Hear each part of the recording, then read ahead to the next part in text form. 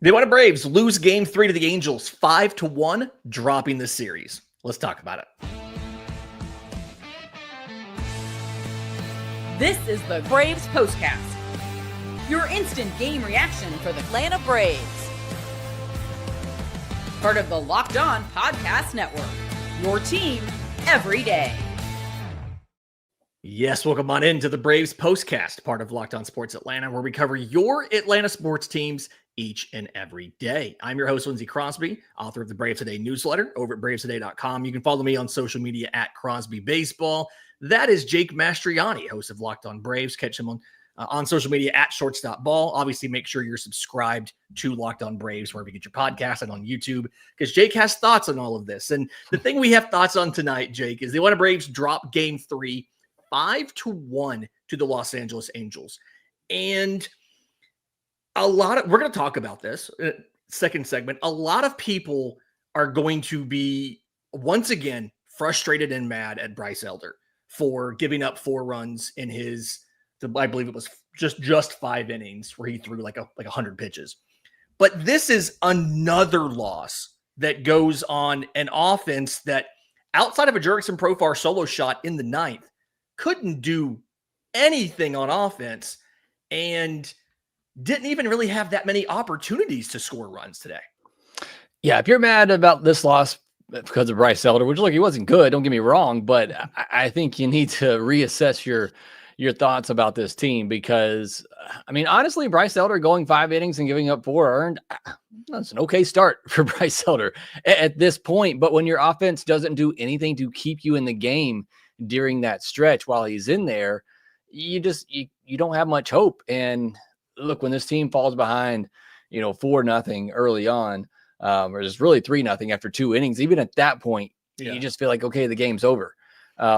Just with this offense. And, like you said, it wasn't really, Soriano was cruising in this game, particularly in the first 3 innings. I thought the second time through, they did a little bit better making him work, but he was just cruising in this game. So look, Bryce Elder's not great, but we all know that. And I've said it probably 100 times over the past week. If this Brave team's going to do anything, it is going to have to be the offense that picks them up. You know this right now. You're missing Spencer Schwellenbach. You're missing Chris Sale.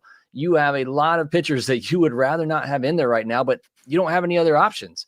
And so the offense is going to have to pick them up if they're going to win games.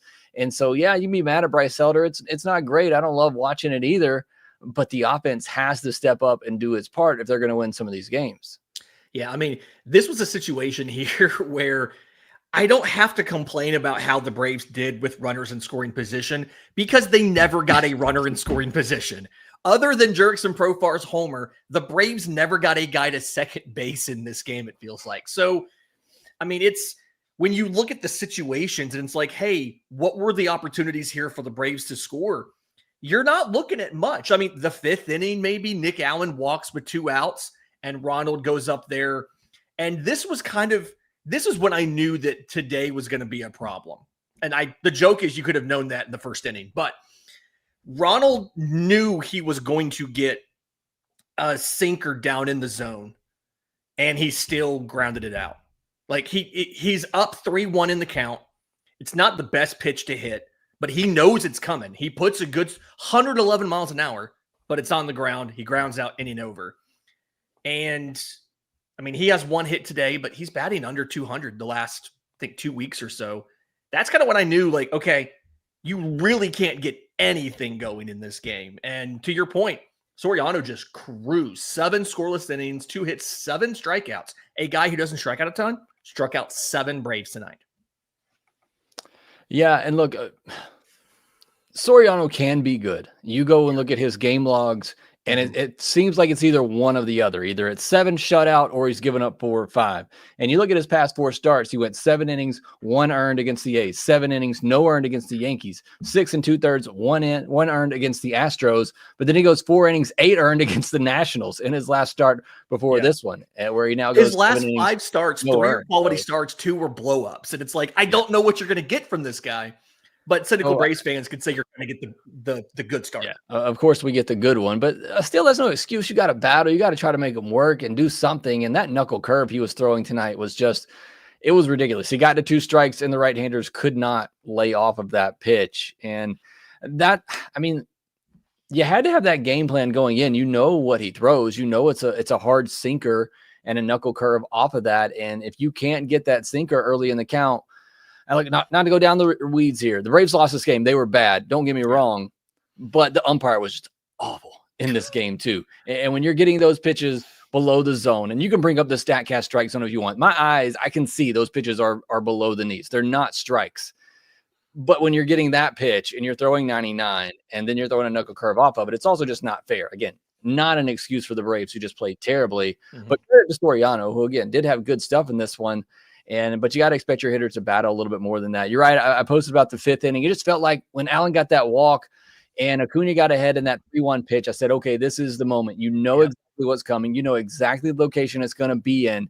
Get under it and don't miss it. And unfortunately, he did miss it 111 miles per hour, like you said, but just wasn't able to get under it enough. That felt like it. And then also Profar, he did hit a home run in the 9th inning. He almost hit one earlier in the game too, a good swing going the other way that just died at the warning track at left field. I thought that was another chance, even if it didn't get out, but maybe it got down. You're able to score a run in that situation, because I think there was just one out there. So I think it would have been 2nd and 3rd with just one out, which is when the Braves tend to crumble anyway. But, those were a couple of the chances in this game where I thought, okay, the Braves got a chance here to do something. But that's it. And, like I talked about yesterday, when this offense is going, what I love to see it, it's pressure, pressure, pressure. Bam, you finally get the big swing. And this one, it was not even runners in scoring position chances. It's just, okay, you had some good hitters up with runners on base, a runner on first in a couple of spots. But that was really it.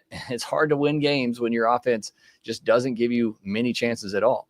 Yeah. I mean, this is kind of the same story that we've been talking about now. What, a season and a half? You and Grant did this a lot last year, and it's the offense not necessarily showing up. But this feels like a particularly bad stretch. The Profar homer was the only thing that kept you from having, I think, your second back-to-back shutout of the last week. Yeah. And I think you said it yesterday. They scored a bunch of runs today, so tomorrow might be a low-scoring game. I hate that you're an oracle, Jake. I hate that you can see the future and could know these things, but you were absolutely right. And that feels like that's how the season's gone so far this year. In just a second, I want to talk about the pitching. Again, Bryce Elder, some of the other stuff that we saw, we'll do that next right here on the Braves Postcast. Have you ever decided at the last minute to head to a ball game with friends or family? Maybe you saw signs of life in game 2 of a series and you said, hey, they might have turned a corner. Let me go to game 3 and watch them score a bunch of runs again.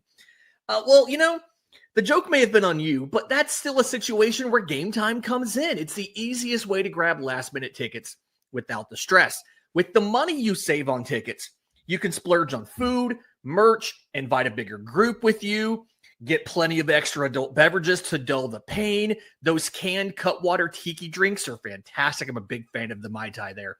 But GameTime makes buying tickets fast and simple. Prices on the app actually drop the closer you get to first pitch.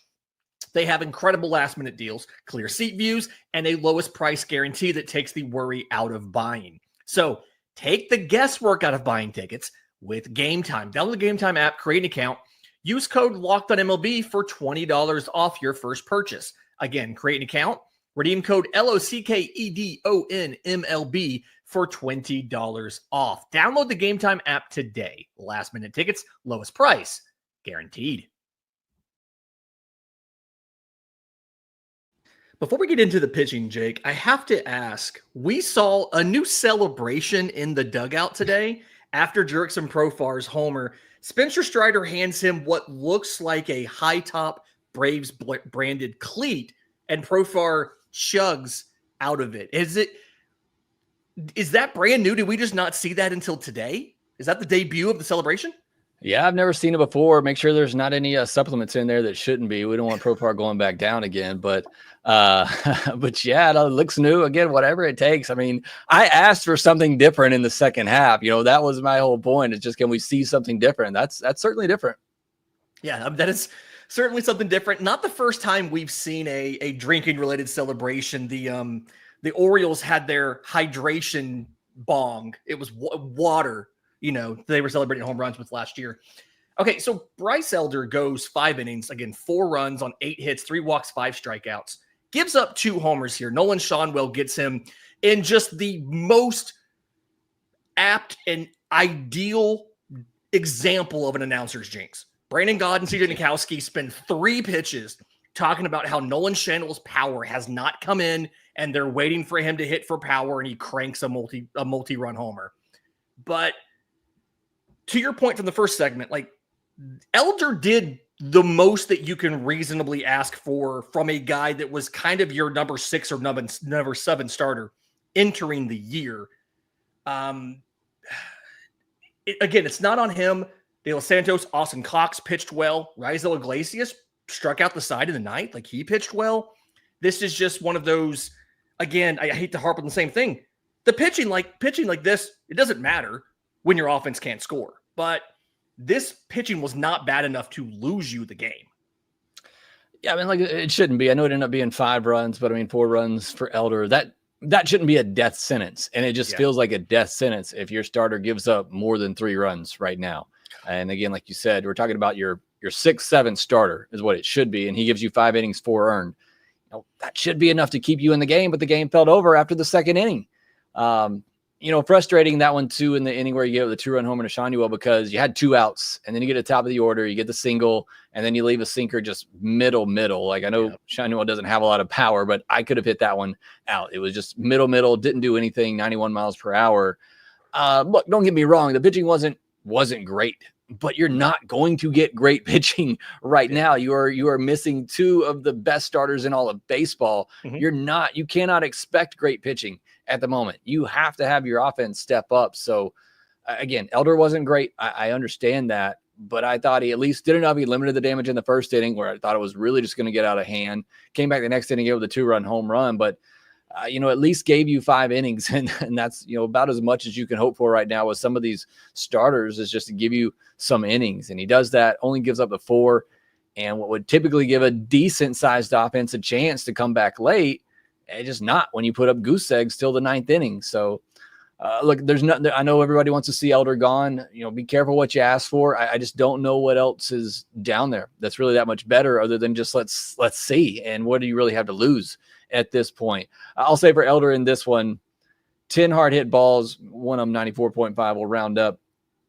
Only 2 of them had a negative launch angle. Everything else was pretty much on the sweet spot. And for Elder, you got to get those ground balls. Those balls have to be on the ground for him, and they just weren't. And this should have been a start that Elder was able to dominate. You got an Angels team that we saw in the first 2 games in the series. They chase a lot of pitches out of the zone. You had an umpire that had a big strike zone. This should have been a game that Elder could have dominated, but he didn't, just because he didn't have that good command, and he wasn't getting some of those calls. I do think the strike zone was a bit unfair tonight. Not that it would have made much of a difference, but I mean, these were the conditions you hope for in a Bryce Elder start, that you have a wide zone, that you have a team that will chase, and he just wasn't able to execute and get it done. Yeah. Flip side, this is the first time I've really got a good look at Austin Cox for multiple innings. I thought his stuff wasn't bad. He threw five different pitches in this one, 7 whiffs, a lot of soft contact. Nothing was hit at even 90 miles an hour against him. I think he allowed like 4 balls into play, which is more than you probably want over 2 innings. But again, like nothing over 90 miles an hour. He's mixing up 5 different pitches from the left-hand side. I thought, like, between Dylan Dodd and Austin Cox, I feel like you have a couple lefties that we maybe weren't thinking about when the season started in the pen. And then again, I thought Raisel Iglesias, for the most part, looked pretty good in his 1 inning of work. So I'm strangely feeling slightly okay, like more okay with the bullpen now than I was even coming into this series. Yeah, like we talked about the other day, the bullpen's kind of the least of my worries. I mean, the starting pitching's worrisome just because you've lost 2 of the best starters in the game. Yep. Offense is worrisome because they'll score 8 runs one game and then get shut out in the next 2 or score 1, whatever the case may be. So the bullpen's kind of the least of my worries. Look, Austin Cox, I've never really watched him pitch before. 7 whiffs on 14 swings. I mean, that's pretty good right there. We'll take it. But do you trust him facing the top of the order? Right now it's like it's good to see Dylan Dodd and guys like Cox have some of this performance in lower leverage situations. I still don't know that I'm to the point where I trust him, in a 1-run game facing the top of the order in the 7th or 8th inning. But, look, you got a chance here right now with this Braves team. You impress enough like Dylan Dodd has to stick around the way that he has, and you got an opportunity. Yep. All right. So, again, Braves lose this one 5-1 to lose the series tomorrow. Charlie Morton makes his Truist Park return against Spencer Strider at 7:15. I know that you're going to have more thoughts about Charlie Morton returning and all of that, but I just have to real quick ask, I'm strangely optimistic. I feel like the Orioles and the Braves have been in a very similar situation this season where the offense has significantly underperformed, and then we've just caught up to them when it comes to the pitcher injuries. They had some more injuries than we did in the rotation. We got better performances from the guys we had. So I'm really curious to see, are you scared of the Charlie Morton revenge game? Because I'm a firm believer revenge games are a thing. Are you scared of the Charlie Morton revenge game? Because I kind of am. Yeah, absolutely. I mean, look, I've seen too much over my years to know what's going to happen tomorrow and with this offense. So I hope that's not the case. And like you said, I feel pretty confident with Strider on the mound against the team in the Orioles, who have had their struggles this year. They, them and the Braves, I think, have probably been two of the more disappointing teams in baseball this year. You look at OPS, the Orioles are 20th in OPS and the Braves are 21st in OPS. So both of these offenses have not really lived up to expectations. Neither team has lived up to expectations. But Morton, and Strider, that's going to be pretty fun. Morton was a good mentor to Strider while he was in Atlanta. So I'm sure those two will have some smiles for each other. It should be a good game.